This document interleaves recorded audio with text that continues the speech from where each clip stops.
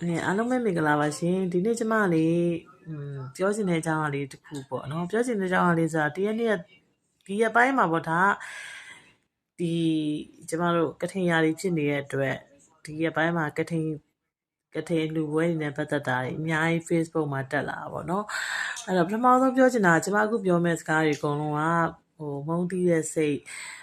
သူတစ်ပါးကိုအနေထိုင်နဲ့အပြစ်မြင်ဆရာကြီးလှုပ်ချင်တဲ့စိတ်နဲ့ပြောခြင်းလုံးဝမဟုတ်ပါဘူးချစ်ခင်မြတ်နိုးတမိုးထားတဲ့စိတ်နဲ့ပြောခြင်းတာဖြစ်ပါတယ်ပထမဆုံးပြောဒီဟာလေးကိုအရင်ဆုံးပြောချင်တာပေါ့နော်ပြီးတော့ကျွန်မပြောချင်တဲ့အကြောင်းကဘာလဲဆိုတော့ကျွန်မကထိန်ရာဒီပွဲတော်ကြီးကျင်းပလာတဲ့အခါမှာဒီတစောင်းတိုင်းပေါ့နော်တစောင်းတိုင်းပွဲတော်တွေကထိန်နေကျင်းပတဲ့အခါမှာဘာတွေဖြစ်လာလဲဆိုတော့ဒီကထိန်နေဆိုလဲကထိန်လှည့်တယ်ဒီမှာ music တွေဖွင့်တယ် DJ တွေဖွင့်တယ်တခါတလေကြာရင်ကျမတို့က DJ ကလပ်ထဲမှာဖွင့်တာနားထောင်လို့ကောင်းတယ်ကွာ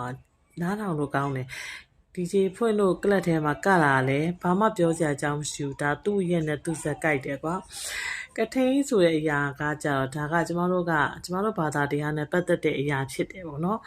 ဘာသာတရားနဲ့ပတ်သက်တဲ့အရာဖြစ်တယ်ပျော်တာလဲပျော်တာပေါ့နော်ဒါပေမဲ့ကျမကဘာကိုပြောချင်လဲဆိုတော့တန်မိုးထားဖို့ကျမတို့ဘာသာကျမတို့ဗုဒ္ဓဘာသာဝင်တွေကိုဗုဒ္ဓဘာသာဝင်တွေရဲ့ဒီ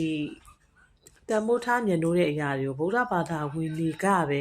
တန်မိုးထားပြမှာတခြားဘာသာဝင်တွေကလည်းကျမတို့ဘာသာပေါ်မှာလေးစားလာမယ်။ဗုဒ္ဓဘာသာဆိုတာကလေးစားစရာအရာလားဆိုတာသိလာမယ်။ကျမတို့ကဘာမှရှိရဲ့ကျမတို့အစ္စလမ်ရှိရဲ့ဗုဒ္ဓရှိရဲ့ခရစ်ယာန်ရှိရဲ့ဟိန္ဒူရှိရဲ့ကျမတို့ဗုဒ္ဓဘာသာဆိုတဲ့အရာကလည်းဒီအရာဗုဒ္ဓဘာသာဆိုတာကိုသူများရဲ့တန်ဖိုးထားတတ်ဖို့ဆိုတာတဲ့ကျမတို့ကိုယ်တိုင်ဗုဒ္ဓဘာသာဝင်တွေကအရင်ဆုံးတန်ဖိုးထားတတ်မှဒီအရာတွေကတခြားသူကလည်းတန်ဖိုးထားရကောင်းမှသိမှာပေါ့နော်ကျမအခုဆိုရင်ကျမနေတဲ့ UAE နိုင်ငံဆိုရင်ဒါအစ္စလမ်နိုင်ငံဒီနိုင်ငံမှာကျမတို့ခုပြောပြချင်တာသူတို့ဘာသာရေးနဲ့ပတ်သက်နည်းနည်းလေးတောင်မှအမှားမခံဘူးနည်းနည်းလေးတောင်မှအမှားမခံဘူးသူတို့ရဲ့ဘာသာရေးအဆောက်အုံတွေရဲ့ရှေ့မှာကျွန်တော်အမှတ်တရဗလီတွေဒီမှာအရန်လာတဲ့ဗလီတွေကစောက်ထားပြီးဒူဘိုင်းဆိုတာကဘီတုကပညာအရန်လာတဲ့နိုင်ငံအဆောက်အဦတွေကိုအရန်တီထွင်စမ်းသစ်ပြီးတော့စောက်လုပ်နိုင်တဲ့နိုင်ငံတစ်ခုဖြစ်တယ်အဲ့ခါကျတော့ဒီ UAE မှာဆိုရင်ဘယ်အဆောက်အဦကိုပဲကြည့်လိုက်အရန်လာတယ်နောက်ဗလီတွေဆိုလဲသူတို့ရဲ့ဗလီဒီတာနာစောက်အုံတွေကအရန်ခမ်းနားတယ်အဲ့ခါကျကျွန်တော်ဓာတ်ပုံရိုက်ချင်တယ်အဲ့ချိန်မှာဘာတွေတတိထားရလဲဆိုသူတို့ရဲ့တာနာဒီဘာသာရေးနဲ့ဆိုင်တဲ့အစာအုပ်ရဲ့ရှေ့မှာဓာတ်ပုံရိုက်မယ်ဆိုရင်ကျွန်တော်အတူပြက်တွေဝတ်ပြီးရိုက်လို့မရသူတို့မမြင်ဘာမှမဖြစ်ဘူးเนาะသူတို့မမြင်တော့ဘာပြဿနာမတက်ဘူးသူတို့နိုင်ငံ